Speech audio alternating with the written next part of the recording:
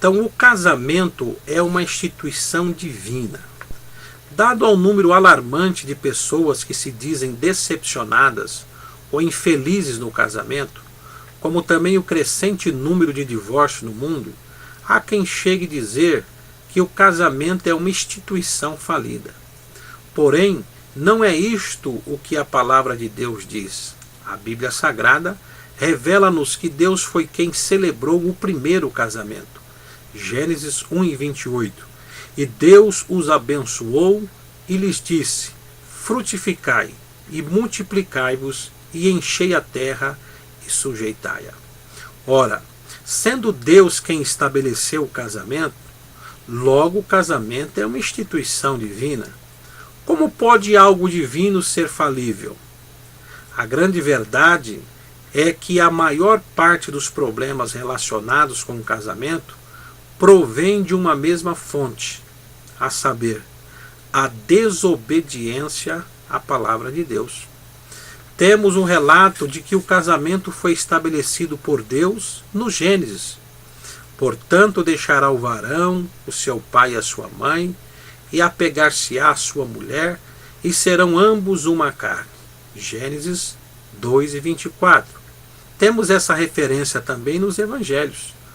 Por isso deixará o homem a seu pai e a sua mãe, e unir-se-á à sua mulher, e serão os dois uma só carne, e assim já não serão dois, mas uma só carne. Marcos 10:7 e 8. Nas epístolas também. Por isso deixará o homem seu pai e sua mãe, e se unirá à sua mulher, e serão dois numa só carne. Efésios capítulo 5, verso 31. Assim sendo, o casamento foi, é e continua sendo uma instituição divina. Ao analisarmos o texto de Gênesis 2:24, vemos a vontade de Deus para o relacionamento do casal. Primeiro, é preciso deixar pai e mãe. Apesar do texto dizer que o homem deixa pai e mãe e se une à sua mulher, sabemos que no casamento, tanto o homem como a mulher deixam pai e mãe e se unem. Particularmente, como um jovem pastor, penso que este é um dos maiores problemas que o casal enfrenta no casamento. Conheço muitos casais que vivem em constante brigas e outros que infelizmente já até se separaram, justamente por não saberem o que é deixar pai e mãe. Deixar pai e mãe não significa abandoná-los ou desonrá-los. Êxodo 20:12 diz assim: honra teu pai e a tua mãe para que se prolongue os teus dias na terra, que o Senhor teu Deus te dá. Lá em Efésios 6:1, filhos, obedecei a vossos pais no Senhor, pois isto é justo. Na maioria dos casos, o marido quer que a mulher praticamente abandone a sua família depois de casar-se com ele. De igual modo, existem mulheres que querem viver 24 horas dentro da casa dos pais. Em ambos os casos, marido e mulher estão errados. O casal deve honrar os pais, visitando-os e, na medida do possível, ajudando-os em suas necessidades. Porém, o cordão umbilical precisa ser cortado, pois agora eles têm um lar, uma família para cuidar.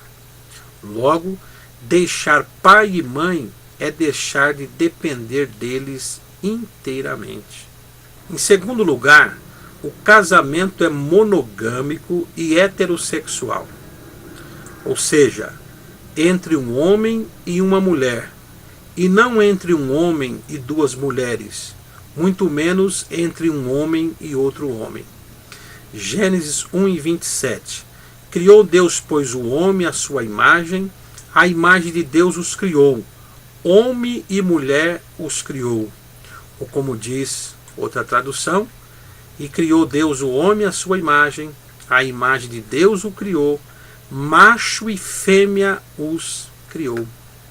Em terceiro lugar, dois se tornam um. É a matemática de Deus. 1 mais 1 é igual a 1. Este homem e esta mulher se unem, tornando-se uma só carne. Isso quer dizer que marido e mulher estão unidos em corpo e alma. Quando o casal está verdadeiramente unido pelo Senhor, torna-se uma só carne. Neste caso, não há lugar para o adultério, para a poligamia, o homossexualismo e até mesmo o divórcio. Os cristãos liberais querem a todo custo justificar a prática do sexo fora ou antes do casamento. Mas textos como Gênesis 2:24 e Gênesis 2:28 deixa evidente que isto deve vir somente após a união do casal. Só lembrando que Eva já era mulher de Adão antes da união sexual. Gênesis 2:28 mostra que Deus os abençoou e Deus lhes disse: frutificai e multiplicai-vos e enchei a terra. Já houve quem dissesse que o pecado de Adão e Eva foi a relação sexual. Isso é um absurdo, irmão. Porque o próprio Deus, após abençoá-los, foi quem disse: frutificai e multiplicai-vos. Como que o ser humano ia procriar sem a relação sexual? Por telepatia? De maneira nenhuma. Já dissemos na aula passada, o sexo foi criado por Deus e é uma bênção para o casal, porém, dentro do casamento. Em Gênesis 2:24, a Bíblia nos ensina que Adão uniu-se com a sua mulher. Ela já era a sua mulher, antes da união sexual. O ato sexual é uma expressão do casamento, mas não é casamento. Ou como disse alguém, casamento não é acasalamento. Diante do que vimos na palavra de Deus, o meu conselho para quem deseja se casar é o seguinte: pense muito bem antes de tomar essa decisão. Tente compreender primeiro o que é casamento, para depois assumir um relacionamento. Saiba que para os que se casam é exigido fidelidade e amor até o fim.